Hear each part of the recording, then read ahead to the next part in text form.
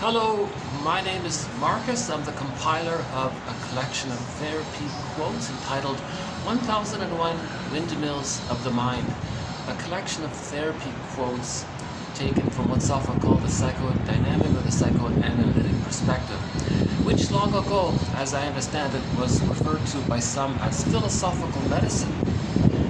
Because this perspective, maybe I can refer to one of the original quotes that we used here at the beginning of the series. At the very beginning, I used Carl Menninger's quote about therapy. He said to a client, you know, your dysfunctional behavior and your fear of this and your fear of success and intimacy and all of these things that you're talking about, your complaints in life, we may say that this is what your script is doing to you. But let us see what we can do with that script.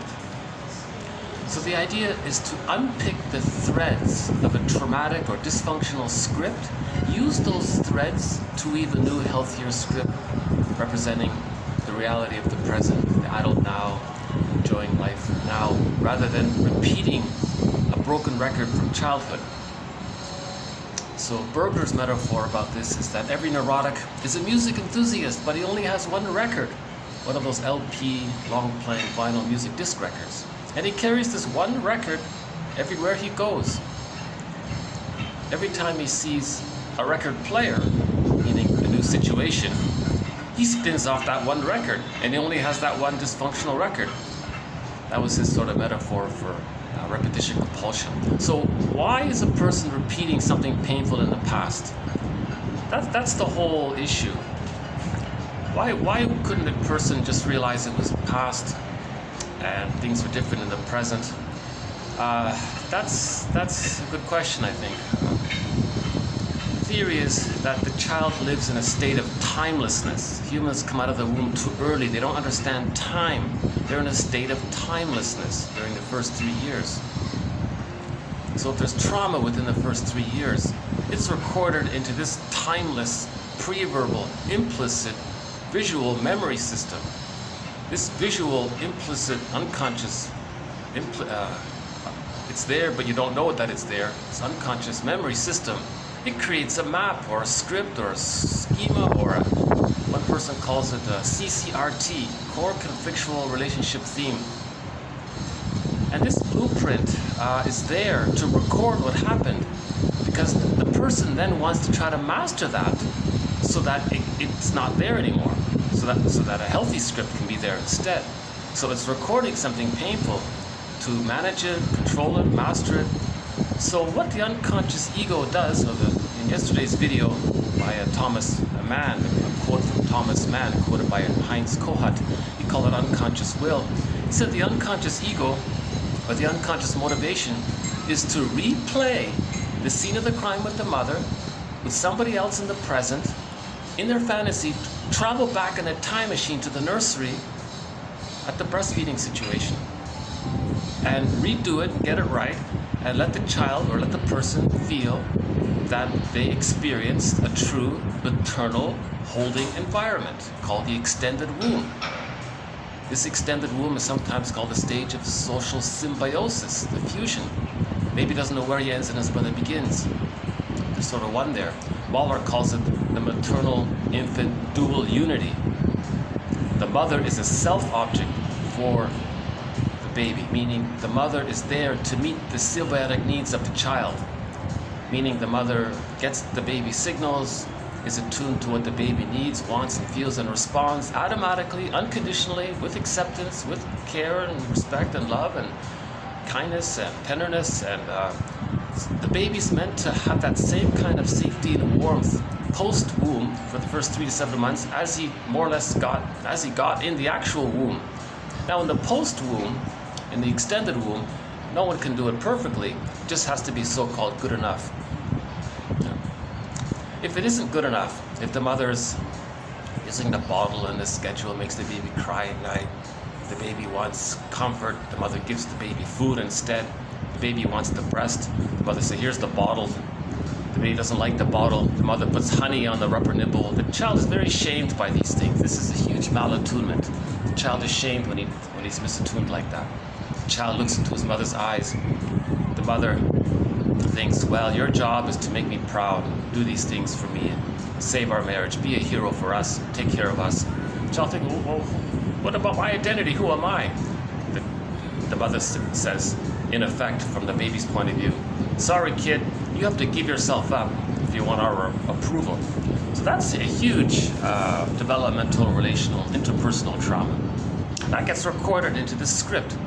Now, that's a developmental, interpersonal relationship trauma. Now, Russell says when there's a trauma, there's repetition compulsion in response to that trauma. The repetition compulsion is to find a new level of safety, to get back the feelings, to have their identity. So Russell says the trauma is that when the child feels safe with the mother, he can keep his feelings. Hence, he has his identity, his feeling self. I feel, therefore I am. Now, if he doesn't feel safe, he loses his golden ball. He loses his feelings, hence he loses his identity. That's the trauma. He wants to get back his identity by getting back his golden ball, his feeling self. He does that via getting a new level of super safety of some kind. But nobody past the age of 5 can be the breast mother, so it can't be done. So the person's disappointed. There's this innate drive for healing, so they're going to try again, but they're disappointed again. There's this innate drive for healing. So again, if they're not conscious of it, they're going to repeat it. But if they're conscious of it, then they have some support, self-support, to no longer repeat. Russell says we repeat because we're trying to remember, but the memory is too painful, so we don't remember. But that's the positive intention of repetition compulsion. He wants to get back his feelings. But it was too painful. The child felt way too much overstimulation by the shaming by the mother. So he can't get back his feelings, so he's going to try again. Right? So Russell says 2 things. Repetition compulsion is because we don't remember. Number 2, because we're not feeling. We lost our feelings. We're trying to get back our feelings. So we're trying to get both back our feelings and our memory. If we get back our feelings and our memory, our narrative truth, our story, our understanding, forgiveness, if we get a lot of this consciousness, we don't need to repeat. Now, as we don't repeat and we start to make healthier choices, we're in effect building new neural networks, they say, or more, as Menninger says, using the threads of an old traumatic script, using those threads to weave a new, healthier script. A recent metaphor for psychoanalysis, again, I'm not a shrink, I'm the compiler of the quotes, is that if there's a painting, an antique original painting, but it's covered over with grim and grime and wear and tear, we want to carefully wipe away the grim and the dirt, still preserving the original painting. So the original paintings who were meant to be, how do we've been loved, the vision of that. So Heinz Lowald, his metaphor is that of the sculptor. The sculptor looks at the block of marble or wood and has a vision of what he wants, and his job is to chip away the excess, the unnecessary parts. So we have our true self, but it's covered over with rationalizations, self-excuses, and so on. Well, I am in a public venue, so I may need to change out of respect for the other guests here. So why don't I just take a little break here and show you a little bit of the scenery here. I'm on the 28th floor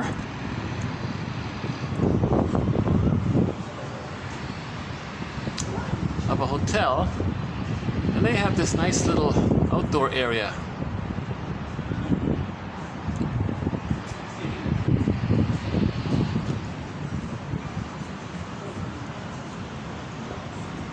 You know, yesterday I did a video here. It was great because it was raining, nobody was here.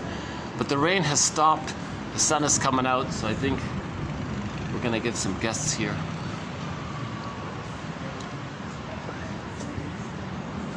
Let's hope those 2 gentlemen aren't criminals and run away with my laptop.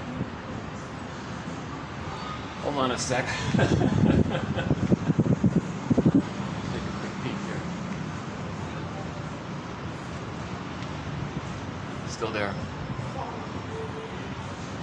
One of them has an eye on my computer, which makes me a little cautious here.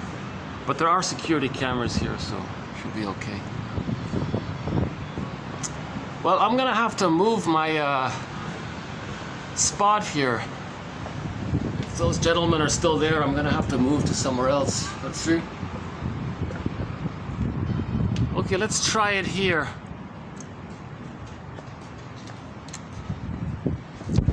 Okay, let me just hit the pause button. I'm gonna set up over here and see if we can continue with our quotes for today. Our quotes for today are mainly on two topics. So we're going to add a couple of quotes to our topics. One topic is on the narcissistic pattern, as promised in the last two videos. And we'll do a little bit on dissociation.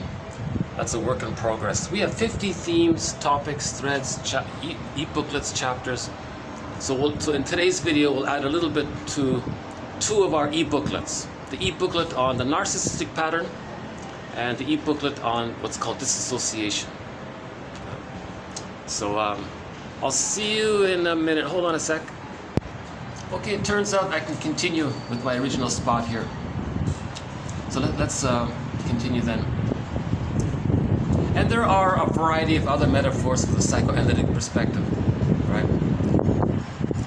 When we re-own, reclaim, reintegrate, resynthesize, re-accept something about ourselves that we lost in childhood, the metaphor is that's like bringing up a fish from the ocean. So the unconscious is sometimes symbolized in myths and fairy tales as the ocean. And Chinnen and Bly and others explain, when the fisher person brings up a fish, the image sort of, they think, the storytellers are trying to say, we're now learning something about ourselves, and we're accepting something about ourselves. We're making something that was unconscious into the boat of consciousness, our ego, and we're accepting it. And sometimes in some versions the person eats the fish, meaning he really integrates the knowledge and it becomes a part of him, that kind of thing. Recently, in the last video, we did the tectonic plates. What's her name? Deborah? Is it Calbanis? Something like that. In the last video, she said, well, if you look at the Earth, there are very many very beautiful natural wonders around the globe. She says that geologists say that tectonic plates beneath the surface caused it. So we don't see the tectonic plates moving around for millions of years causing these beautiful vistas in our environment. We see the surface, but something's going on underneath. That's her metaphor for psychoanalysis. We see the symptoms, this is the person's chief complaints, the problems, the patterns, if they're anxious. We see some of the surface activities, but how do we understand what's causing it? What's the traumatic script, the CCRT, the blueprint, the template, the internal theater, the internal object relations world? All right, so object relations theory is the study of the internalization of interpersonal relationships, and how that internalization of the interpersonal relationships then later on informs, influences, even motivates or possibly directs a person's life, depending on the degree of it. So, okay, so a lot of quote to our thread on the narcissistic pattern. We're not going to cover the whole topic on narcissism. That's a massive topic. We have well over 100 quotes on it. But one of the points about it is, according to theory, is that the baby in the womb is concept of the self. He has a concept of the self. Now the concept of the other, his first object is the cord and the placenta and the environment, the womb, all that's around him, that's serving him. That's the other. So, okay. Now the child is one with this other. So the self and the other, it's, from his point of view, the other is just a part of him. It's just one there. It's a blurring there. So the self and the other are fused, they say. Kind of a fusion. So there's an internal fusion with the child. This concept of the self and the concept of the otherness is one. Okay, it's fusion. Apparently, it's a blissful state. Apparently, it's the oceanic feeling, the oceanic oneness, the unico mystica. love conquers all feeling. It's a powerful, strong feeling. The child feels very strong by this, that everything around him is to serve him. He feels like a king, a magic sorcerer. He has what one person says, hallucinatory, unconditional omnipotence. He has infantile megalomania. Unconditionally, whatever he thinks he might need, it's just gonna get met. If he's in the womb, he has to get rid of his waste products. The placenta will take care of it through the vein, the placenta. He needs nurturance. Again, the placenta brings down through the two veins the nurturance that he needs, the food and so on. So all of this otherness is just there as a kind of oneness with him. And he feels very powerful by this, and very safe and happy and strong. Unico mystica, it's a mystery as well. Right? So that's primary narcissism. Now shortly after birth, because humans come out too early, the extended womb, this still continues. It's still there. It's there up until the age of 18 months. The child thinks it's all about him. The common expression they use is the world is his oyster. It's not perfect, but he thinks everything is there to serve him. It's all his. That's why when you meet someone with a narcissistic pattern, that's why they say they're so important, it's all about them. Others are just there to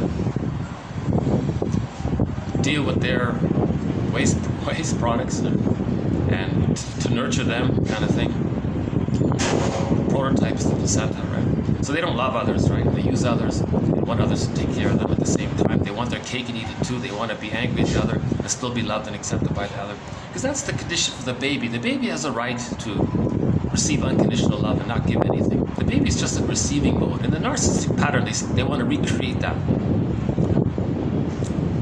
So the psychological underpinnings of the so-called etiology of the narcissistic pattern is the self-object fusion. So for the first 18 months, the jargon is infantile megalomania.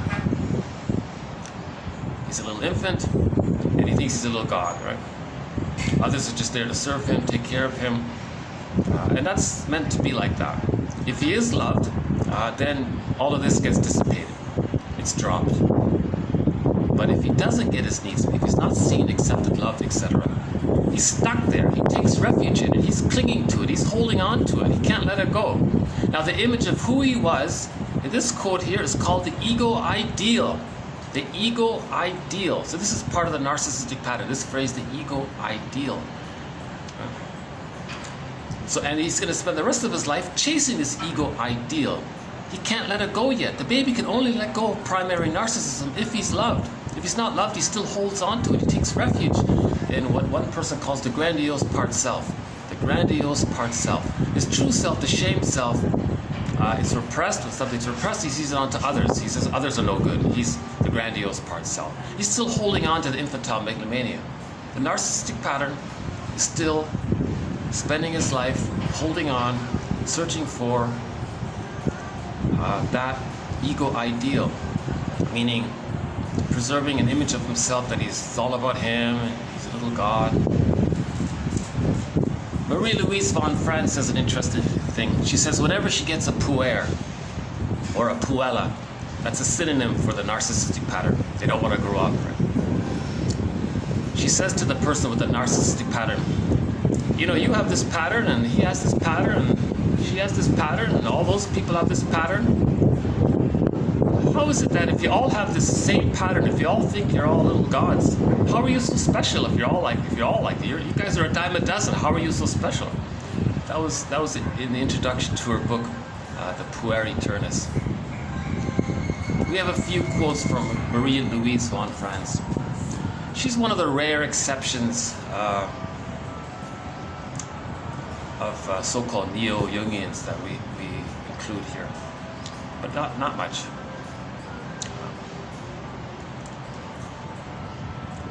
So this quote here, I think is a good one to add to our collection. TQ 2239, a very good quote here. So let's spend a little time on it. Okay, narcissism is the state of archaic plenitude. Okay, so right off the bat, that says a lot right there. Narcissism is the state of archaic plenitude. The baby is in the womb this oceanic oneness, this blissful Garden of Eden, this unico mystica, this powerful feeling. When the baby's nursing at the breast, he feels safe and warm and is happy. This archaic, this very archaic means like very, very early on in development. And it's plenitude. The breast is seen by the baby as an inexhaustible flow of goodness. The breast is an inexhaustible flow of goodness. That's the baby's concept of the breast. It just provides unconditionally, unlimited, as he needs it. It's this inexhaustible flow of goodness. Now the baby needs that. Now think about it. If the baby doesn't get that, that's the birth of greed.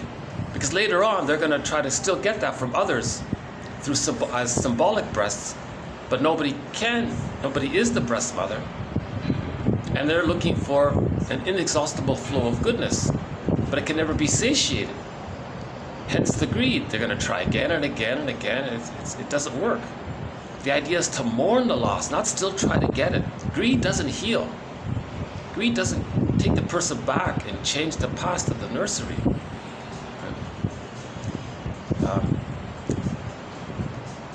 So narcissism is the original state of this blissful, heavenly, like a great buffet, or something like that. Okay. Narcissism is the state of archaic plenitude in which the ego serves as its own ideal. So the baby's imagining of who he is, this archaic plenitude, he's a little god, that's his ego ideal. That's who he should be, that's who he is, that's who he thinks he is. This ego ideal is the heir of primary narcissism, of the infantile illusion of omnipotence and of the blissful feelings bound up with it. Okay, so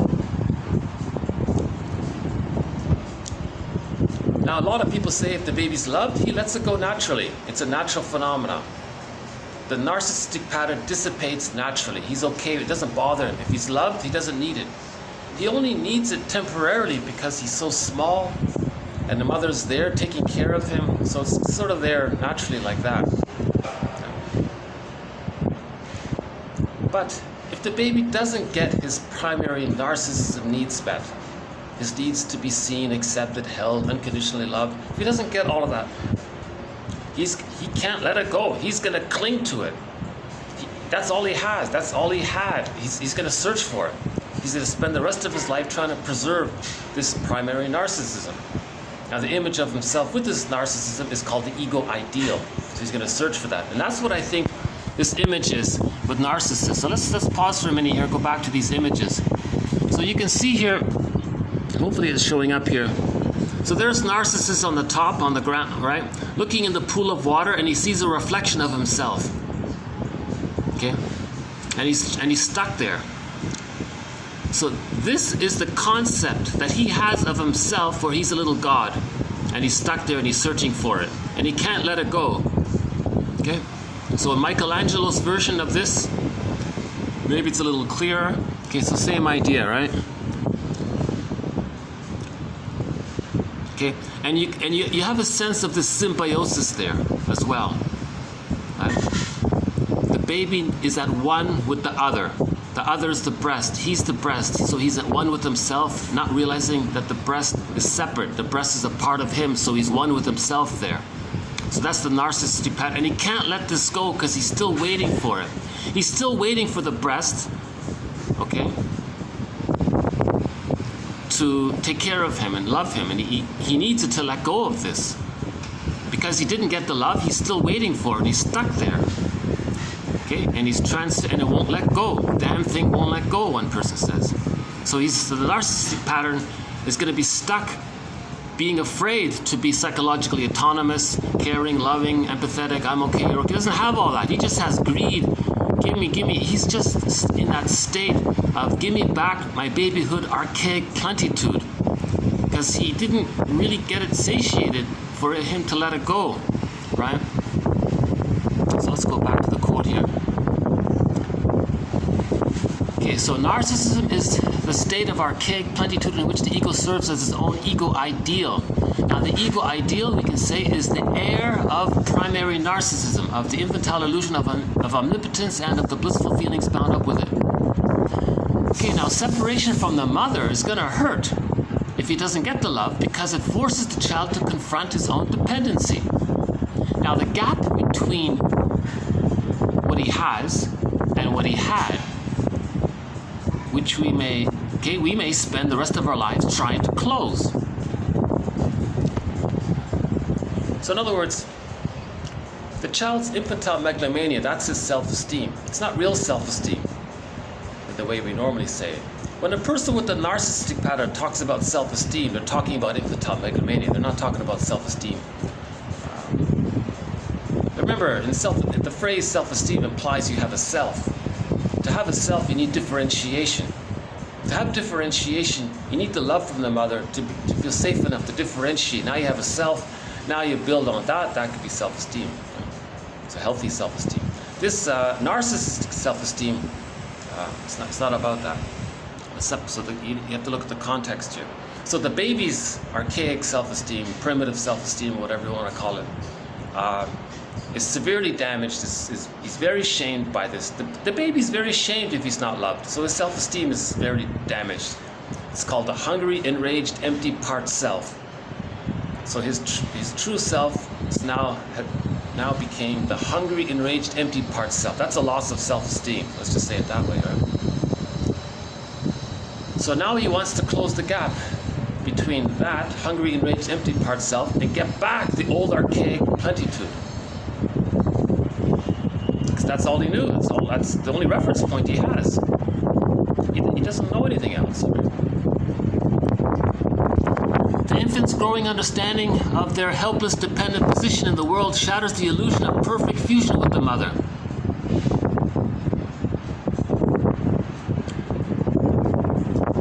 As a defense against this pain of not getting their symbiotic needs met, they're going to identify with the aggressor and then shame others to communicate that when they were a baby, the mother shamed them. So that's their distraction in life. Shame others to communicate that the mother shamed them. Rinse and repeat. They're going to do it over and over again unless they become conscious of it. That's why people with a narcissistic pattern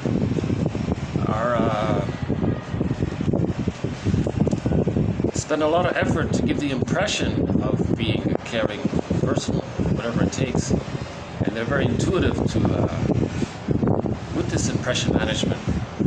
But anybody with the codependent pattern who marries a person with a narcissistic pattern, within 7 years they wake up and realize that the person with the narcissistic pattern never loved them. The person with the narcissistic pattern only wanted someone to shame. They don't sing that song, "Find me somebody to love." They sing the song in their mind unconsciously, "Find me somebody to shame." Because they were shamed, and all they want to do is shame others to show up the mother and tell the world that the mother shamed them. It's as if they're saying to the mother in the mind, "Look, mother in the mind, when I was a baby, I was innocent, and you shamed me. I'm gonna do to others what you did to me, to show you what you did to me, with the fantasy that maybe you'll change your ways." Remember, he's in that timeless state there.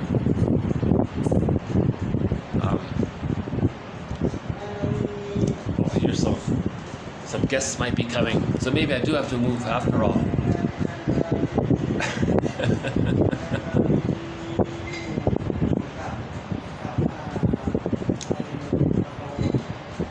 Maybe I'll just take another quick little stretch here, see if I need to move or not. Hold on a sec.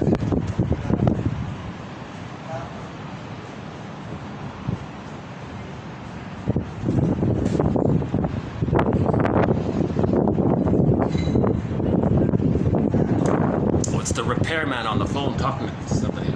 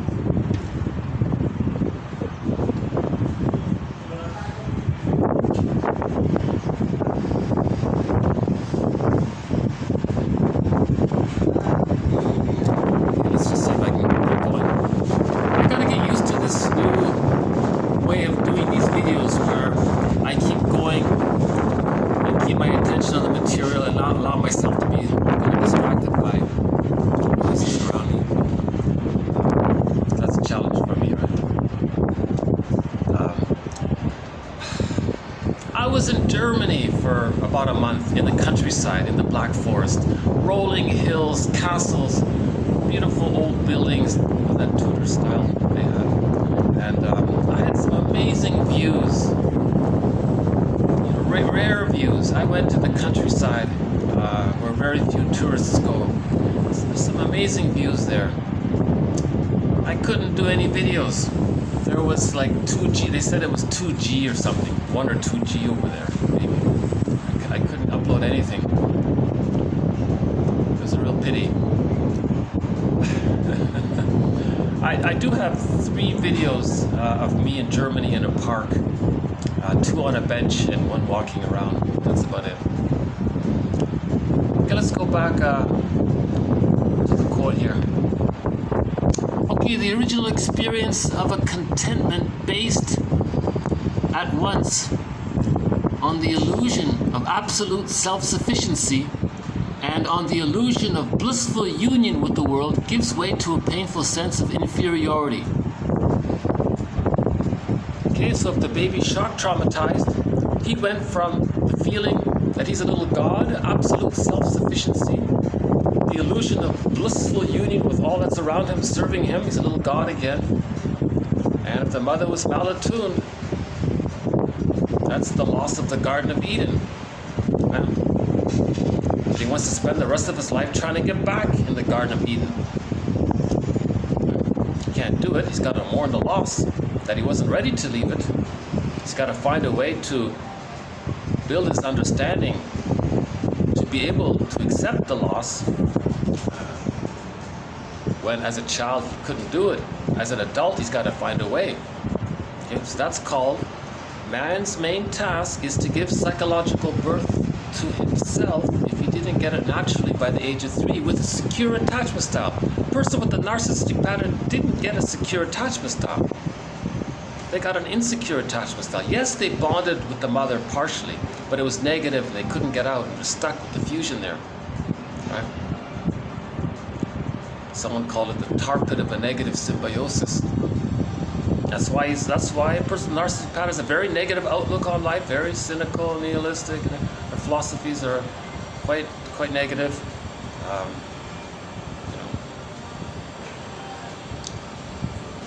A lot of these slogans you hear about greed, that's from the narcissistic pattern. Okay,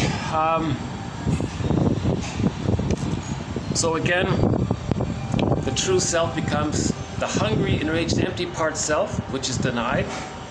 He makes up this grandiose part self called the ego ideal, and he thinks that's his identity. He's always looking for that. He denies his true self. His true self got shamed. Now, how does he communicate that his true self got shamed? How does he communicate it? He shames others to communicate that when he was a baby, his mother shamed him. Okay? It's called a negative magic gesture, doing to others to communicate what happened to you. He's going to spend the rest of his life with this negative behavior because the mother was negative and he's stuck there. He's stuck there, like in the narcissistic pain. So he's kind of stuck there, right? He's stuck here. See? So a person with a narcissistic pattern is stuck being negative because the mother was negative towards him, and he's trying to mask that trauma by communicating it, by telling others, showing up the mother, having a fantasy that the mother's going to change her ways, getting the mother to change. Maybe they want to control others, thinking they can control the mother. It doesn't work. All of these things don't work. You know. Nostalgia for the lost paradise, he says. Nostalgia for the lost paradise. So the baby had one with the mother, that was a paradise for him. Shambhala, Shangri-La, the Unico Mystica, the Garden of Eden, this heavenly garden. Any story or religion that talks about some beautiful place of perfection and plenitude, they're replicating the fantasy of what we needed but didn't get. So a lot of religion is about creating fantasies about it and feeling safe by that fantasy. Religion doesn't help you mourn the loss of not getting your symbiotic needs met. Religion doesn't help you mourn the loss of leaving the Garden of Eden too early. It just recreates and say, hey, imagine it. There you go, put money in the basket and do it again. TQ2118 for more on that one. TQ2118 by Mel Faber for more on that one about religion. Okay. The memory of the early contentment and grandiosity lives on, however, in the form of an ideal conception of selfhood, the ego ideal. Right? This unappeasable longing for an unattainable ideal of happiness, we may call it the malady of the ideal. I'm wondering if it's a tribute to Pierre Genet. He said that dissociation is a malady of personal synthesis. We can't synthesize. It's a problem with synthesizing. It's a problem with owning parts of ourselves that we can't accept. If we have emotions and we don't accept it, that's a malady of the personal synthesis. In the narcissistic pattern, he says it's the malady of the ideal, this unattainable perfection. Being the God that you thought you were, but thinking you can really be it. That's a malady of the ideal. Right? Its strength and persistence testify to the prematurity of the human infant. Right? Babies come out too early. They come into the world too soon. Right? Human prematurity makes pleasure more than simply a release of tension. It serves at the same time to reduce the distance between the ego and the ego ideal. So when a person with a narcissistic pattern puts himself in a one-up position by shaming others, he thinks that's pleasure. He releases some tension. But what he did was reduce the gap in his fantasy between him feeling shamed and him feeling perfect when he puts others down. So he's always wanting to put others down through his negative humor, dark humor, sardonic humor, all of this shaming, kind of cynical humor, this kind of hurtful, putting others down humor. That puts them in the one-up position. So for a moment, they're searching for that archaic plenitude of the ego ideal where they're little gods, where they put themselves in the one-up position. So Schadenfreude is a big part of the narcissistic pattern. Their main sense of pleasure is shaming others, so they can get back the one-up position. Because remember, the mother was in the one-up position over the baby. The baby couldn't accept it. It was too painful, so he identified with the aggressor. Now he always wants to maintain the aggressor position, to spend his life denying that he was shamed by his mother. But he's communicating it through his behavior. That's the irony of it. He's actually spending his life trying to communicate what happened to him while he's not admitting it. See? And a person with a narcissistic pattern, a very common thing they do is that when they shame others, they believe somehow magically that they were just shamed. Because of the fusion, when they hurt others, in this self-concept, the self and the other are one, they hurt themselves. Right? They feel hurt themselves. You most easily see it with the bully pattern. They hurt others and they say they're such a victim. And they go on and on about how being proudly boasting how they're such a victim, and they want everyone to believe that they're a victim and distract everyone that they just hurt the other. People are very confused by this, and they may even manage to trick people to believe that the bully's the victim. Because the image of this, because they're in the bully pattern, they're trying to create the fusion. That's why they're so aggressive to remember, in the bully pattern, they didn't get the symbiosis. They're trying to get the symbiosis. A sign of the symbiosis is the self and the other are one. So if they shame the others and they feel like the victim, that recreates the illusion of fusion within. So they're heavily invested in coaxing others to believe that they have the narcissistic pattern. Meaning they actually want others to be fooled that when they hurt others, that didn't happen. They didn't hurt others. Just focus on how they're a victim. That replicates for them internally the self and the other fusion. Because those with the narcissistic pattern will do that. So the bully pattern is trying to create what the narcissistic pattern has. So again, if the baby doesn't enter into the fusion, that's the bully pattern. Hostile, provocative attachment style. The aggressive vindictiveness pattern, Karen Horney explains. And a few other similarly related patterns from when the baby doesn't merge with the mother. The Iago pattern, sort of introverted version of it, just filled with envy. The unhealthy 5 on the Enneagram, that's the Iago pattern. And And there are a few other patterns in that area. If the baby does merge with the mother but can't get out, that's the narcissistic pattern. So the person with the narcissistic pattern is a little better off than the person with the bully pattern. Right? They're both very negative and hurtful and all that. Neither of them love or care or have empathy. But the narcissistic pattern is a little bit better off because he does have a consistent attachment to the mother, even though it's painful and he becomes her and so on. Now the BPD, I've been using James Grotstein's theory. He says the BPD is that the narcissistic pattern, if it has holes in it, I'm calling it the Swiss cheese version of the narcissistic pattern. When they fall in the hole, they regress back to the bully pattern. So they're very dramatic and chaotic, and then they recreate the narcissistic pattern. So they go back and forth between the bully pattern and the narcissistic pattern. That Grotstein says that's the BPD pattern.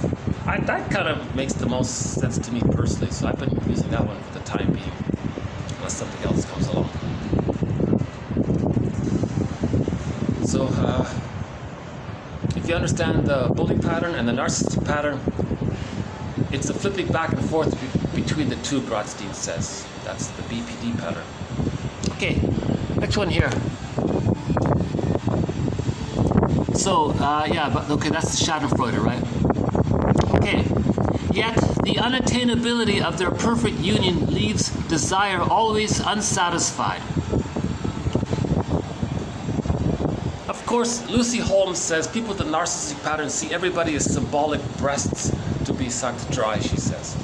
And it never works. They're insatiable. Look up that poem by Joy Harjo called Rabbit is Up to Tricks. Right? It's a little parable, a traditional, ancient, native Navajo parable about greed.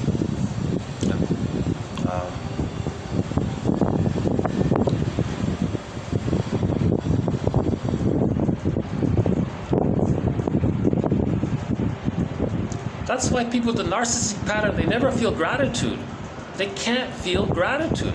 Something good happens to them. A person with the codependent pattern does something very generous for them. Their attitude is, well, of course, he's entitled. That's the way it's supposed to be. Okay? When the baby's at the breast, the baby's meant to be fed and given all of this generosity. A person with the narcissistic pattern is still operating from that template.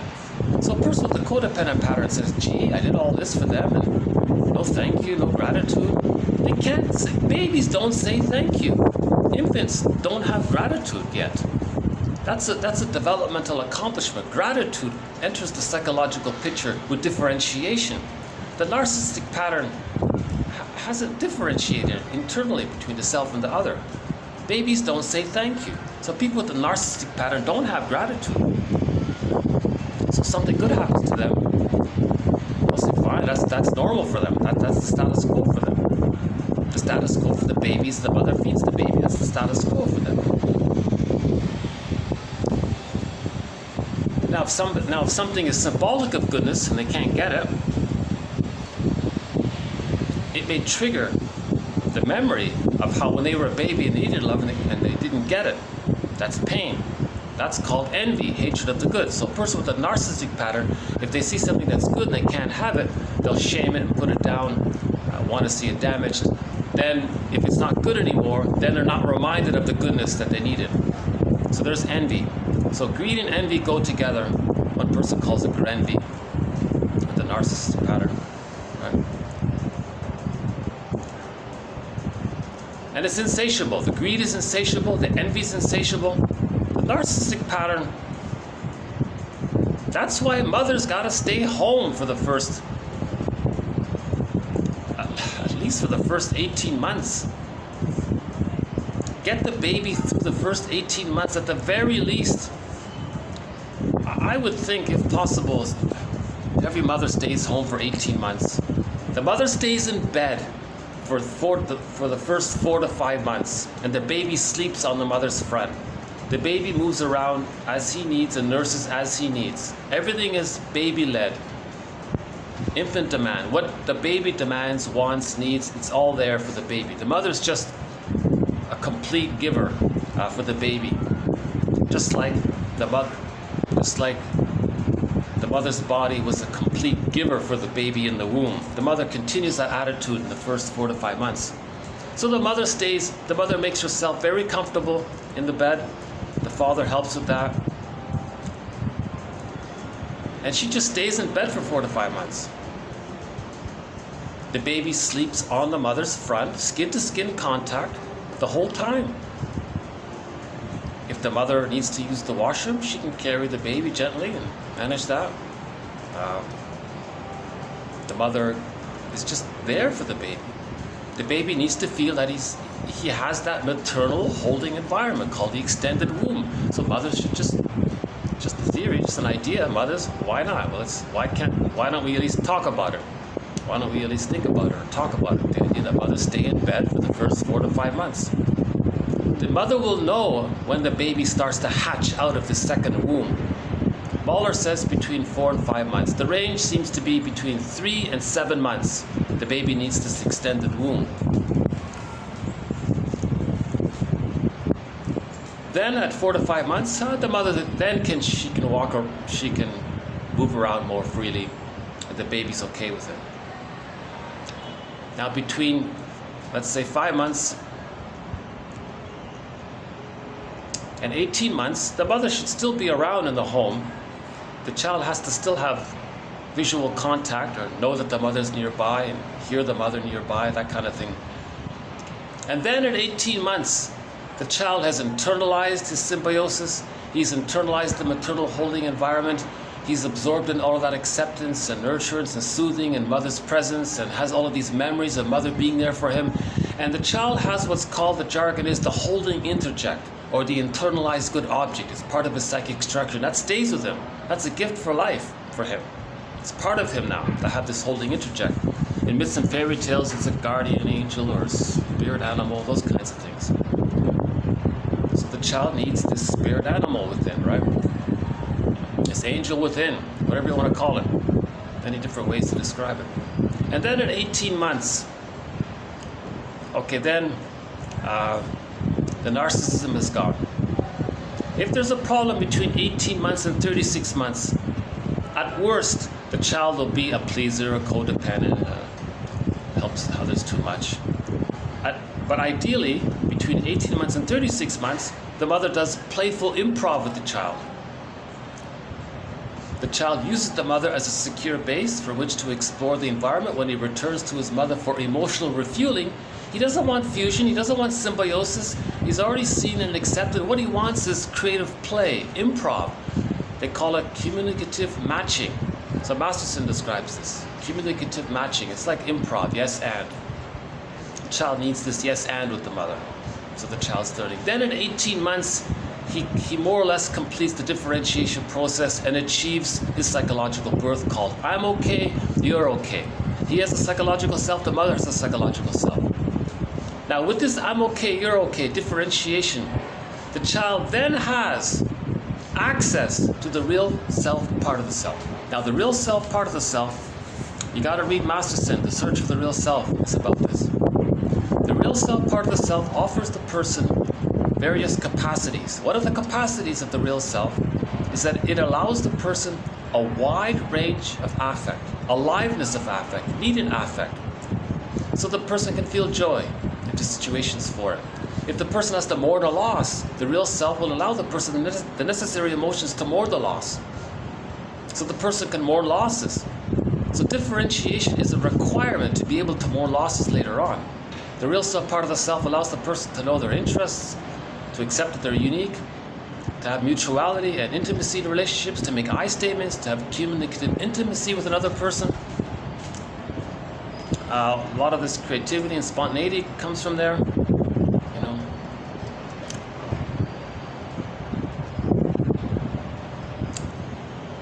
So yeah, the narcissistic pattern doesn't really have much of that. Okay. Another capacity of the real self is that it allows gratitude and reparation. If a mistake is made, the person wants to repair it. They feel badly if they hurt someone they love, or hurt anyone they love, or hurt anybody really.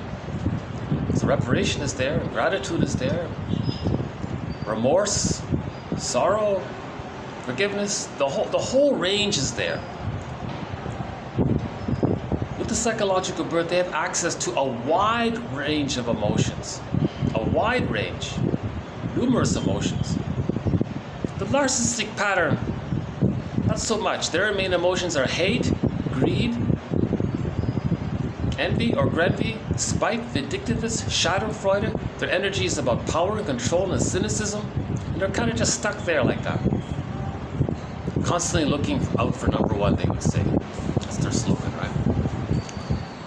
So they're selfish. They're very selfish, despite whatever smoke screen they may put on. Underneath, they're very selfish and stingy and miserly. They often become curmudgeons late in life.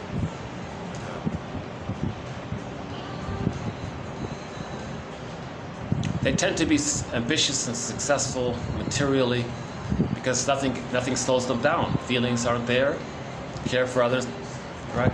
So it does resemble some of the traits that people use when they talk about the psychopathic personality, right? The narcissistic pattern, it's a range. Yeah, we haven't gone into that area about the psychopath. That's way too, maybe in the future, I don't know about that one. Let's go back to the narcissistic pattern. Okay, the narcissistic longing for primal union. Okay, so this is part of what religion is all about. The baby feels bliss when they're nursing at the breast, being held in their mother's arms, warm, it's comfortable, the baby feels heavenly. But the baby doesn't remember it. A person goes to religion and they say, imagine a breast in the sky, everyone. They don't use that term, breast in the sky, but what's they mean? They'll cloak it over. So imagine this breast in the sky and you're one with it. You're being fed by it. It sees you, accepts you, it's omnipotent, it knows you, it cares for you, it's always there for you, it's present for you. They're describing the breast. Okay, they're describing the feeding. And people in the audience listen to this hypnotic, poetic, dramatic presentation, and it may trigger a feeling that they had as a baby when they were nursing. If they get that triggered feeling of blissful, they say, wow, that was amazing. Now they're a believer, then they put money in the basket, and they rinse and repeat. Next time they do it all over again. So again, Mel Faber, 2118. That's sort of the main quote about it. There's a whole video just called 2118, just on that one. Or just read Mel Faber's books. His book has won a Golden Windmills of the Mind Award, the book called The Psychological Roots or Underpinnings of Religious Belief.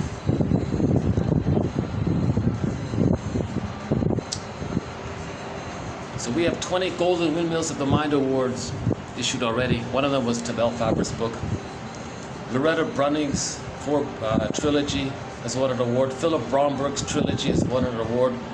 Alan Shinnan's 4 books on the midlife audit, they've won an award. I won't do the whole list here, but maybe in the future. Okay, let's go back to the quote. Okay,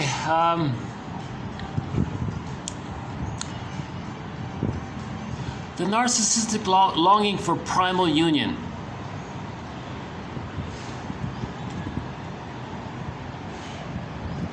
That's why sometimes there's a pressure, they say. We have a quote coming up by Swenson. Is it Swenson or Swanson or Swanson or something like that? He says people with the narcissistic pattern who have the self and other fusion within, they may, one version is that when they have a relationship with someone else, they want to superimpose their internal model on the relationship and force the other person to engage in a relationship with them that resembles what's going on within. So they call that fusional attachment. So we have a new jargon coming up in the next video called fusional attachment. It's not a complete fusion, that's impossible, but they want to kind of get as close as possible to that. That's why people with the codependent pattern, they say, my God, you act like you're like it's like this marriage is like a religion, and you're the You're the God and I'm supposed to be the follower to you. So in that song by Eli Sapi, I think it's called The Love You Gave to Me. Is that the one? The beat? The earth moved? What are those songs? If you go to Eli Sapi's album called is it Falling in Love or something? Traveling Love. There's a very good album. Eli Sapi is one of our musical voices, mainly from that album, Traveling Love. We've got 3 or 4 songs from there on it. On that album, Traveling Love by Eli Sapi, E-L-I-S-A-P-I-E, that's the singer's name, Eli Sapi. She's got a song on there. It's either The Love You Gave, The Earth Moved, Lead Me On, one of those 3 songs. She's got a line in there. Those are great songs, by the way, those 3. One of the line is, no, wait a minute. Not that album. Before Eli Sapi went solo as Eli Sapi, she was the lead singer of a band called Taima, T-A-I-M-A. They only put out 1 album. But on that album, there's a song called So You Say. So You Say. That's the one. On that song, she has a lyric in there.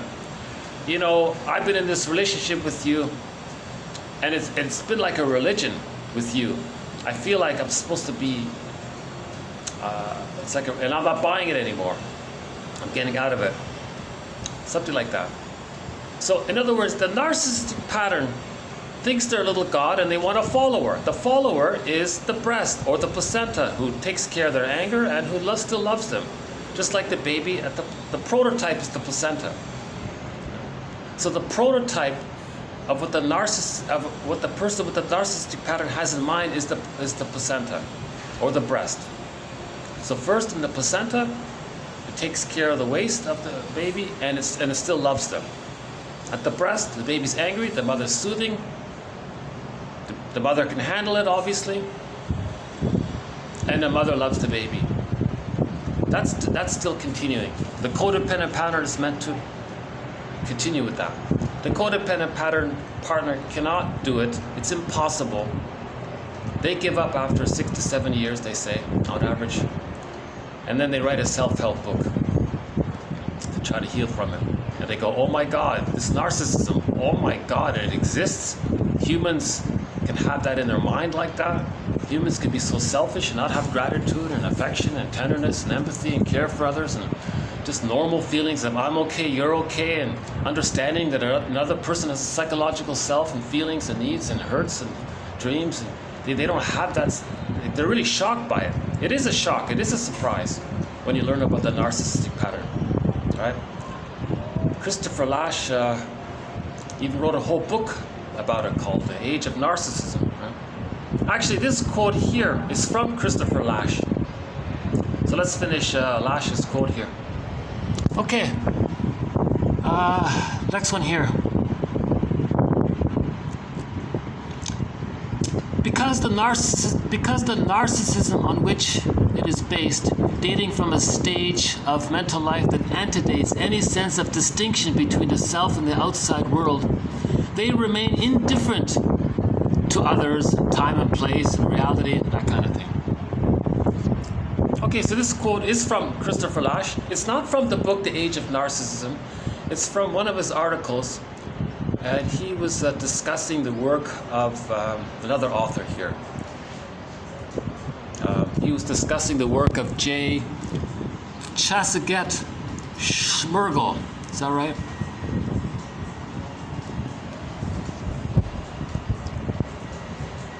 The malady of the ideal. The malady of the ideal. The baby was never a god, but he thinks he's a god. Then the person spends the rest of their lives trying to maintain that belief and trying to have that. It's the malady of the ideal. They don't know how to let it go. Naturally, because they don't have the memory and the feeling of being loved, so they don't know how to let it go. Now, how do they let it go if they don't have the resources internally to let it go? That's what the midlife audit is for. That's what the midlife journey is for. Right? That's what midlife is for. To go on this quest to give psychological birth to ourselves. We have to do it ourselves now. It's very difficult. Right? It takes 20 years on average, they say. So back to Michelangelo here, right? Right. So remember, narcissist. Remember, he was ignoring Echo over here, or in this version, the woman Echo was over here.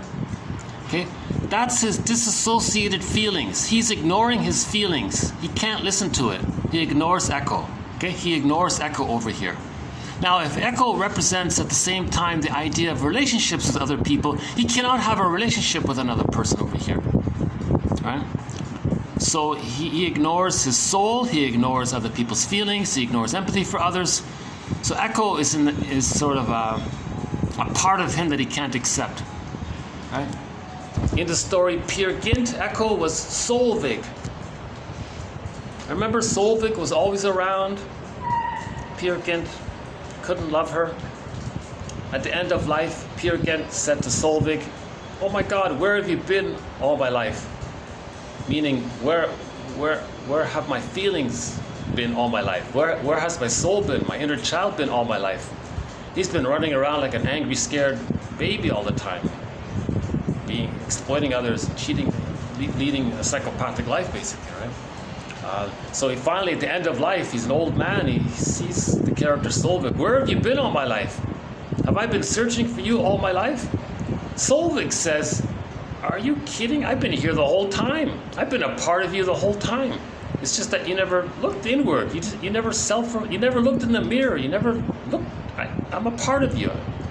You ignored this part of yourself." Peer Gynt ignored a very basic part of himself. He spent his life in what's called a manic defense. He was in this manic running away from himself. Right? So Ibsen made a very good conclusion. He says, will Peer Gynt finally find himself at the very end? Still some time left for him, right? In the story of narcissism, no, the answer was he didn't. He continued to ignore Echo. Right? So the story is he morphed into a little flower called Narcissus. Right? He's stuck there.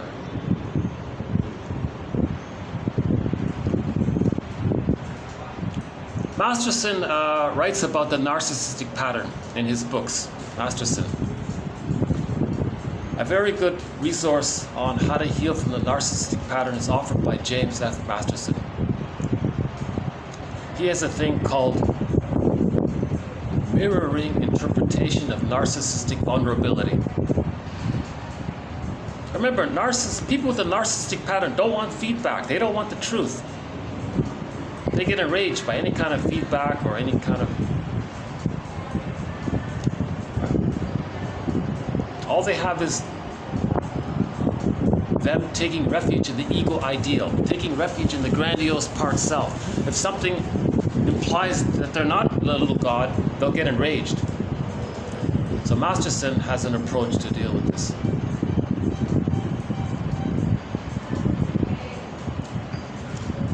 Okay, I guess I'll just leave it there for that one there. Okay, the other area we'll look at is dissociation. So 2 videos ago, we talked a little bit about dissociation. So can I refer you to the video that was done? The last 2 videos were sort of a part 1 and a part 2 set. The one before that, I believe, had some material on dissociation. So now in TQ 2238, we'll continue on dissociation. Again, briefly, how does the child deal when he's overwhelmed with trauma? What does he do? He can't shield himself, he can't run away, he can't get help, he has no motor skills. How does the baby escape when there's no escape? Flight in the mind, dissociates. In later life, we know it as being absent-minded or daydreaming or forgetting where you put your keys, forgetting someone's name, those kinds of things. I notice it myself when there's little interruptions. I might start to daydream and wander a little bit. So I'm triggered a little bit by But anyways, this first part here. So 2238 is sort of an assortment of sentences that are bundled together to form TQ2238. So it's in parts. In other words, 2238 will be done here now in parts. So the first part makes the point that dissociation maybe isn't really we shouldn't really technically call it a defense mechanism. A defense mechanism is an operation of the mind, a maneuver of the mind, a mechanism of the ego, psyche, mind. Dissociation, they say it's more of a reflex. Like the doctor taps on your knee and the lower half of your leg extends forward suddenly. It's like a reflex, right? The child doesn't do dissociation. The child doesn't really, in his mind, create dissociation sort of like actively in his sort of, in his psychology, so to speak. It's more of a physiological response he's saying here, like the amygdala or something, right? Okay, a child doesn't do dissociation. Dissociation isn't really psychologically motivated. It just happens to the child.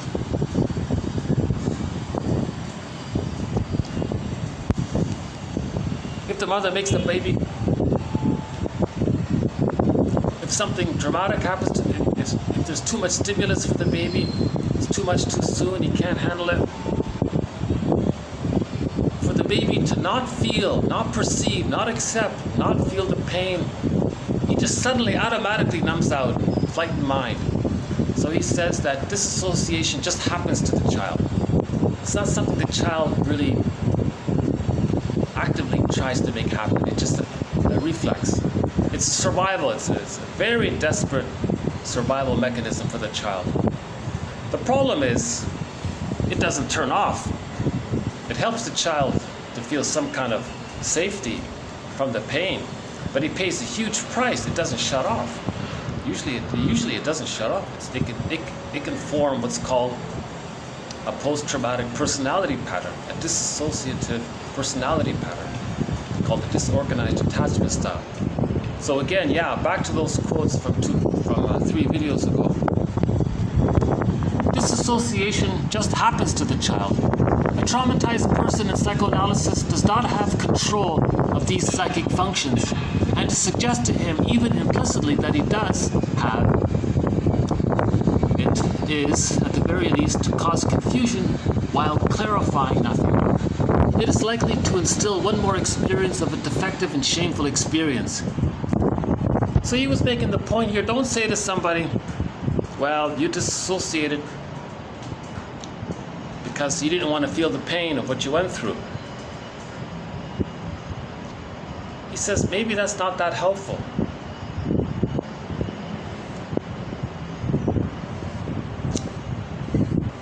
Maybe it depends on how it's said, or maybe it's sort of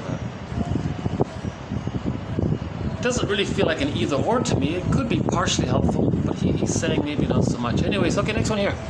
Okay, regression implies an integral role of personal agency and psychological intentionality, okay, even though it's unconscious, while dissociation in response to trauma is entirely automatic. Purposeful, yes, but not intentional, not consciously or unconsciously. Dissociation is a mind-brain reaction and not a psychological, quote, defense from the standpoint of an objective observer. A mind reflexively dissociating can be easily mistaken for a mind intentionally defending itself. He says they look alike. If someone uses a defense mechanism, an operation of the mind, a mechanism of the mind, a maneuver of the mind, a psychology of the mind, right? He doesn't want to accept he's angry, so he says his boss is angry. But really he's angry. He says his boss is angry, so that distracts him by selective attention outward and selective disattention inward. That's an operation of the mind, to deny something actively and then to elaborate and believe and make up outwardly. So projection, coaxing others to to demonstrate what you can't feel, projective identification, saying the opposite of what you really feel and want, reaction formation, negative magic gesture, doing to others to communicate what was done to you, the manic defense like Peer Gynt, okay, the infantile megalomania, the narcissism, shaming others. So these are defense mechanisms. He says here, maybe, well, doesn't that kind of resemble a person just highway hypnosis? He was on the highway driving home, but he's having an argument with his wife. He doesn't want to go home and face his wife. So he blanked out just before his exit. And now he's 10 kilometers past his exit. Now he's got to spend an extra 45 minutes to drive around to get back home. So he disassociated. Was that a defense mechanism? Unconsciously, he didn't want to feel the pain of seeing his wife, let's say.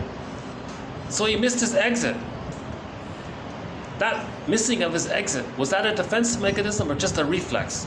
A triggered reflex of disassociation from childhood trauma. So he's saying they look a lot alike. But he emphasizes that disassociation is just like it's an automatic reflex. Whereas where a defense mechanism might be, okay, he'll go home, but he'll stop at the shop and spend a long time talking to the clerk or talking to people in the store, and he'll dawdle.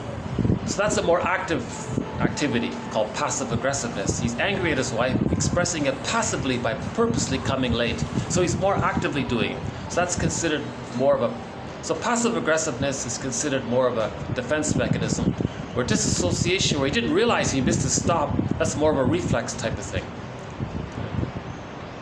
Yeah, okay. I think I'm starting to get his point here. Okay, next one here.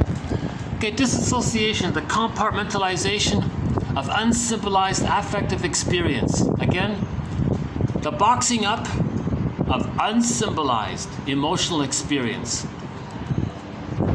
That's a pretty good phrase. The baby had an emotional experience. He can't see it, feel it, know it. He can't accept it, but he had it, but he can't recognize it. So they say it's unsymbolized. And it's put into a box. It's disassociated or repressed or split off, denied. Something's going on. Either it's a defense mechanism or a reflexive disassociation. Okay? So that's called disassociation. It's a life-saving and protective reaction that occurs reflexively in traumatic experience. Okay, so disassociation is a life-saving and protective reaction that occurs reflexively in traumatic experience. Okay, next one here.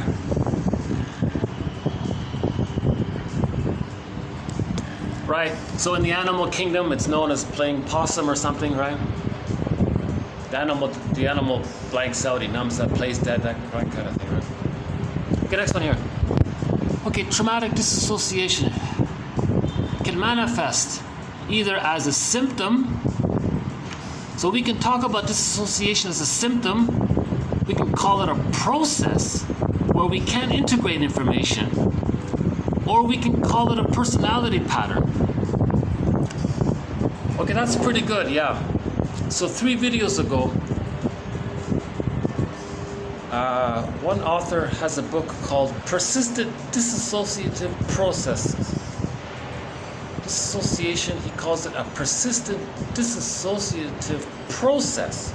The process is he can't formulate, symbolize, accept, perceive, know his feelings. So he's going to repeat and never know his feelings. That's a persistent process. So disassociation can be seen as this kind of constant repetitive process where the person doesn't know himself. Or it's a whole personality organization. He's going through life like he's in a half dream all the time. Something like that. Or we could just describe it as a symptom. Okay, next one here. Okay, he says there are 2 types of trauma. The betrayal trauma by the mother, that's the personal, that's sort of the developmental, interpersonal, relational trauma. And then there's the shock trauma. Okay? So he calls it the betrayal by the mother, and then there's the shock trauma. Okay, there's an interpersonal betrayal dimension that threatens attachment. Okay, related to dissociation is numbing. You feel numb, depersonalized. Other symptoms. Okay, with the survival one, you immediately get PTSD symptoms. So we're very familiar with PTSD after a shock trauma. With the relational, interpersonal, developmental trauma, there's often a delayed onset of the PTSD. So the baby has interpersonal trauma, but you might not really see the symptoms of it right away. It kicks in later on, often at midlife. Something triggers it and it comes up. So there's a delayed onset of PTSD when there's a developmental, relational, interpersonal trauma.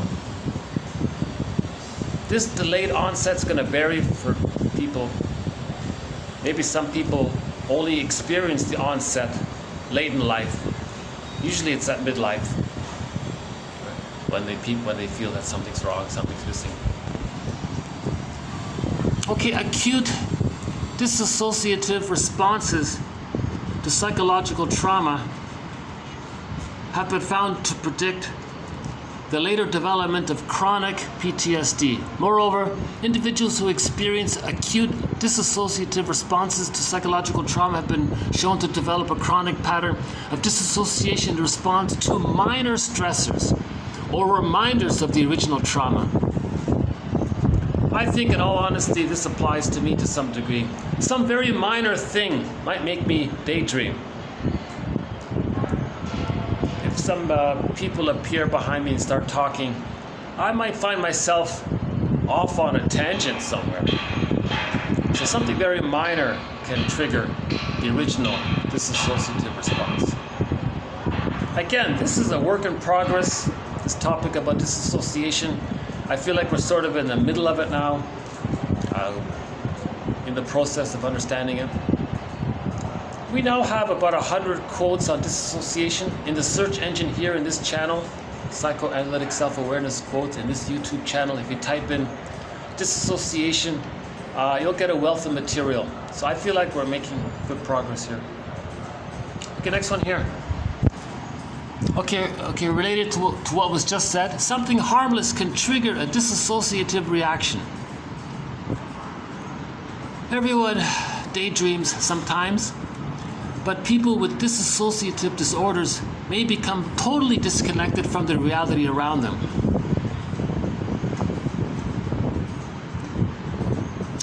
She may feel as though the frightened child she once was still lives inside her.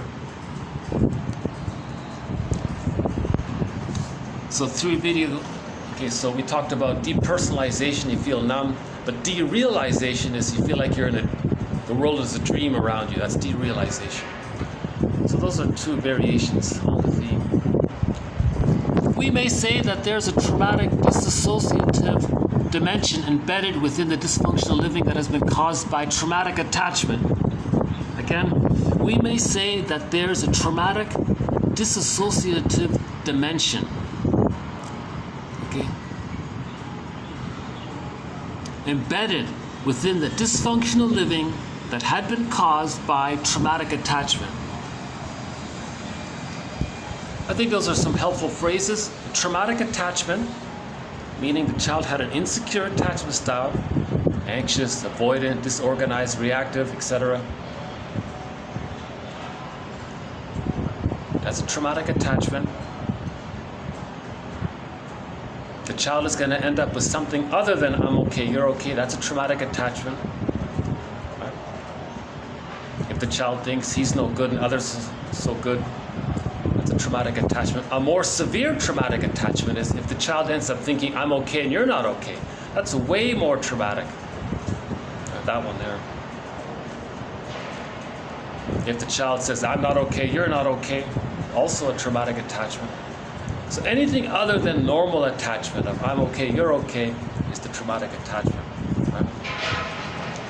So that's going to lead to a dissociative dimension within the dysfunctional living that results from the traumatic attachment. That's what he's saying. Okay, Pierre Genet, 1907, described dissociation as, quote, an inability of the personal self to bind together the various mental components or psychological components or emotional components or psychic components in an integrated whole under its control. Okay, he also calls it a malady of the personal synthesis. A malady of the personal synthesis, meaning the feelings are in one box. Knowledge of the event is in another box. Thoughts that would be related to knowledge of the event would be in another box.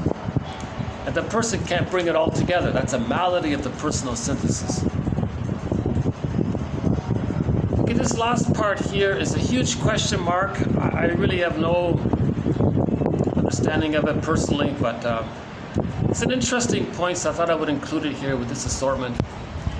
Writing mediums may momentarily blot out the normal part of the personality and may exhibit, quote, two simultaneous currents of thought, one which constitutes the ordinary person, the other which develops outside of it, or a duplex consciousness. I include this because of the popular self-help book, The Course in Miracles. Apparently, the woman, what's her name? Schulman or something? Marilyn or something, Schulman, something like that. Apparently she disassociated. Right? She disassociated. Now now from the unconscious realm, the primary process thinking, she wrote obsessively, manically obsessively, without really consciously thinking about it. Automatic writing, all this whole thick book called The Course in Miracles. It's very repetitive, it's very OCD, but I thought maybe that was interesting. They said that she had that she, some musicians say that. They don't know where they're getting their ideas from. They're just starting to write it down. Where's this coming from? It's coming from the unconscious. And they've managed to have some kind of access to it while not losing themselves. So they're not lost in daydreaming. They're daydreaming, but they can be conscious of their daydreaming, write down their daydream. Maybe something like that. Yeah, I'll leave it there. I lost one there. How are we doing? An hour and 20 minutes? Doing videos outdoors is more relaxing. I do feel like I am able to talk a little longer. I mentioned that song So You Say by the band Taima, the lead singer being Ili Sapi. Let's see if we can dig it up here. So let's close with the song So You Say by the band Taima. Here we go.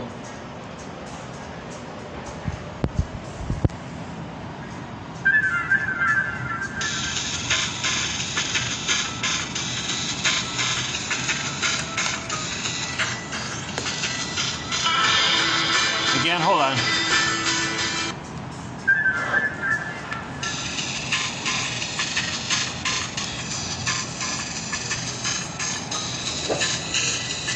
So You Say by the band Taima. The lead singer is Ili Sapi.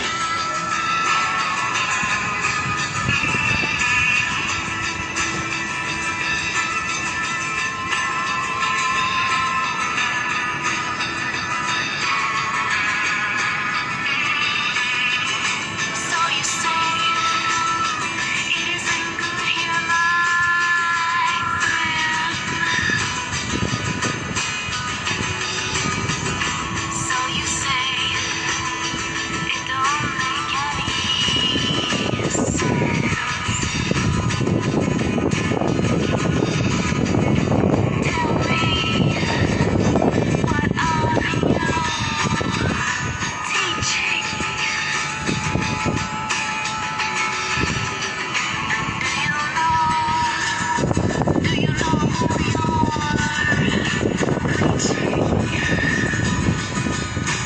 know who you're preaching to.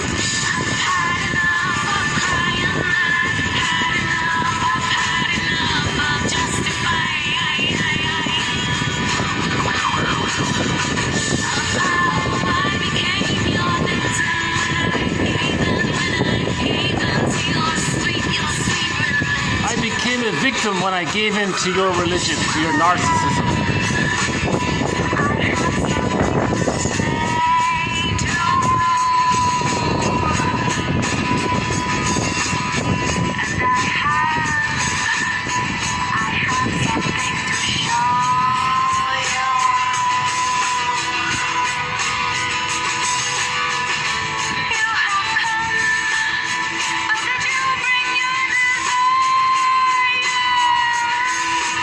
Did you ever bring your feelings into this relationship?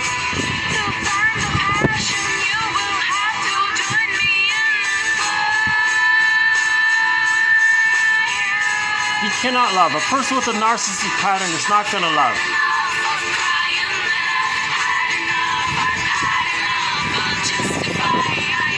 And she had enough of lying to herself.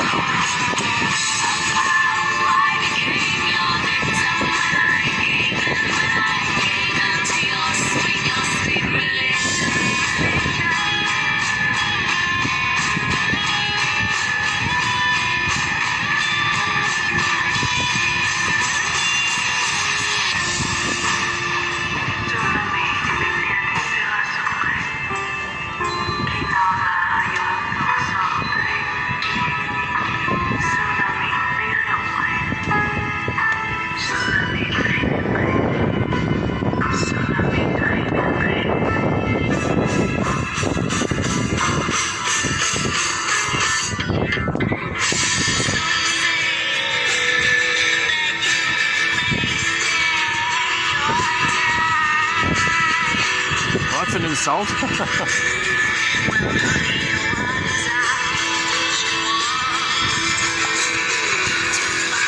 So the guy with the narcissistic pattern is complaining to her.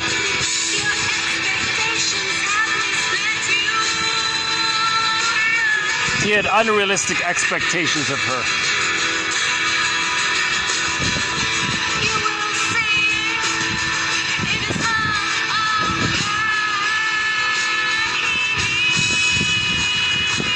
She had enough.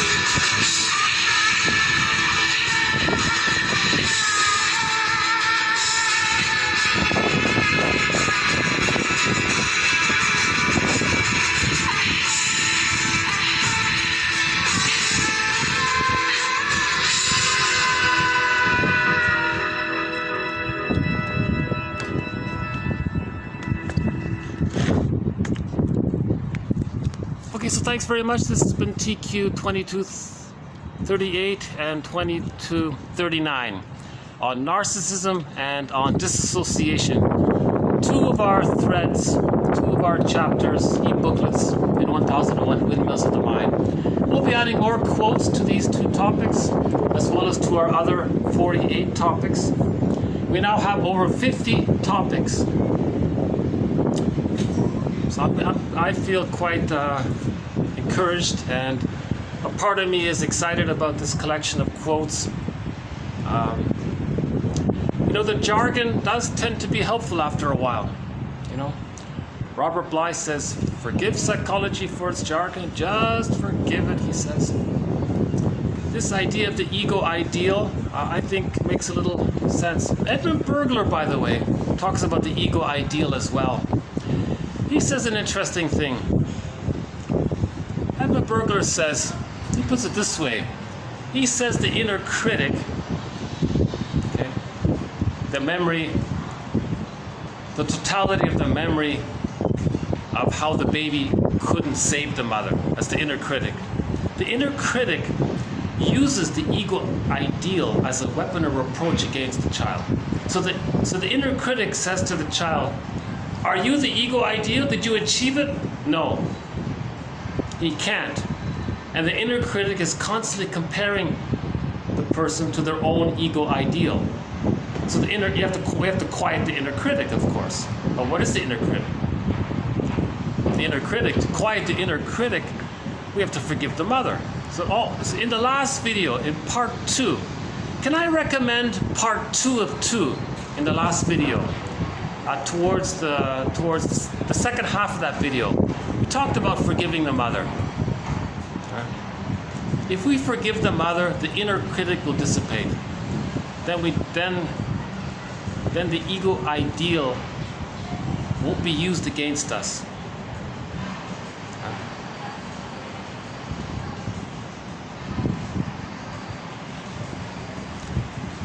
I'll have to update that one about Evan Bergler. So, one last look here.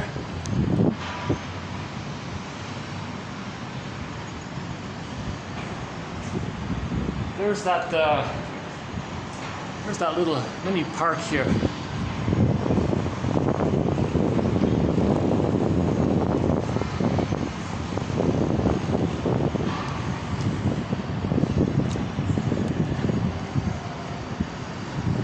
That's a very popular little park. That's a tiny little park, but it's jammed packed with people.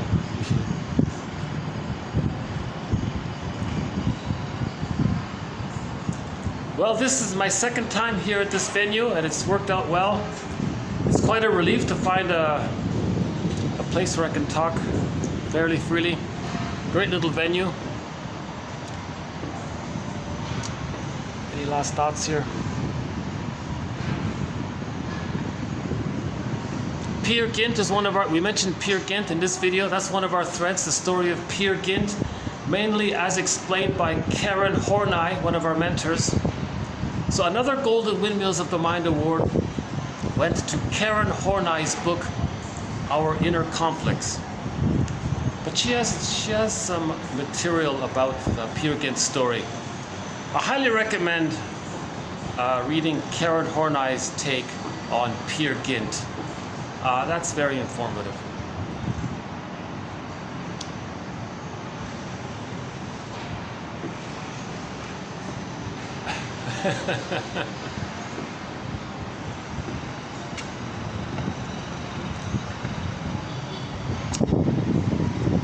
It's interesting because the story of Peer Gynt isn't really that well known, but it's a very helpful, very useful story. Every man needs to know the story of Peer Gynt. Oh my God. Another Golden Windmills of the Mind award went to the animated version of Peer Gynt by a guy named Vadim Kurchevsky. I believe that's how you pronounce his name. The film, it's only 30 minutes long.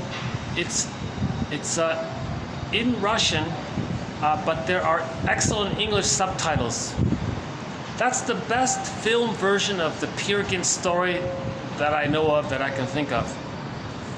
The other stuff, forget it. It's just the most valuable, useful interpretation of the of Ibsen's Peer Gynt story is that animated film version. I think it's 1979.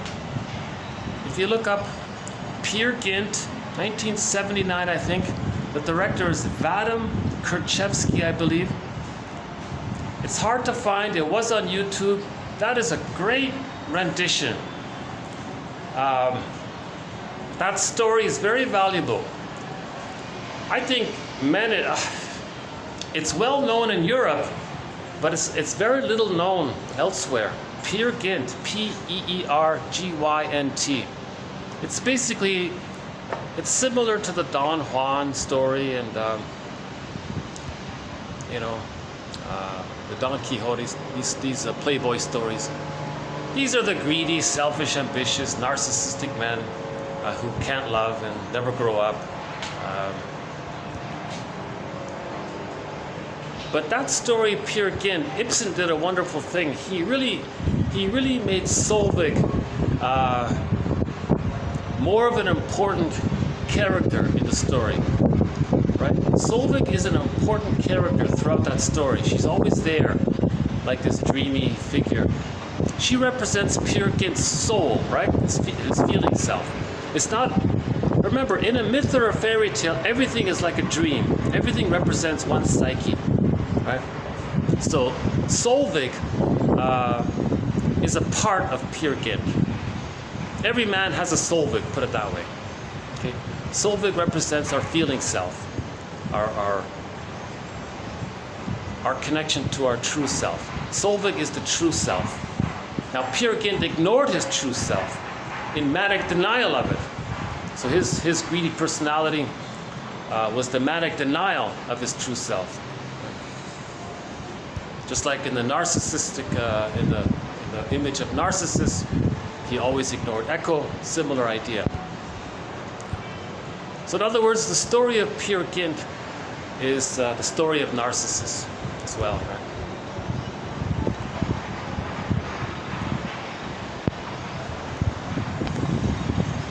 Here's the subway. It's nice to see the city on a sunny day here, yeah.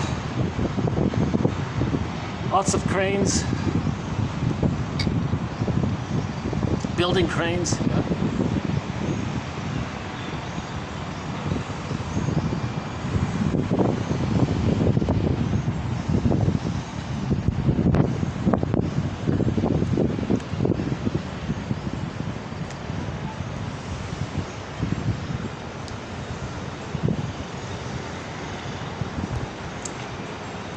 Okay, I'll hit the pause button here.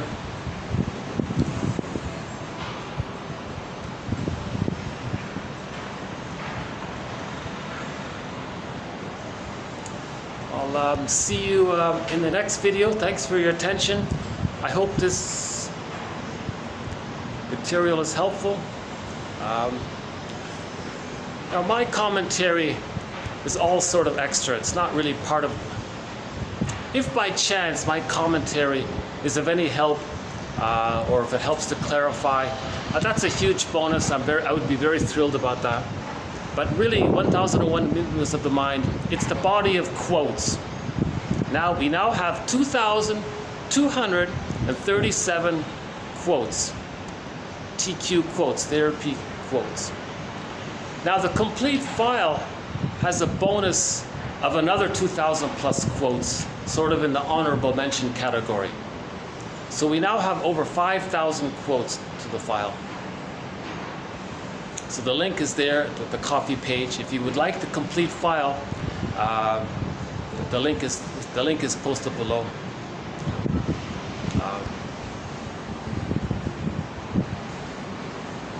I would love to have the collection translated into different languages.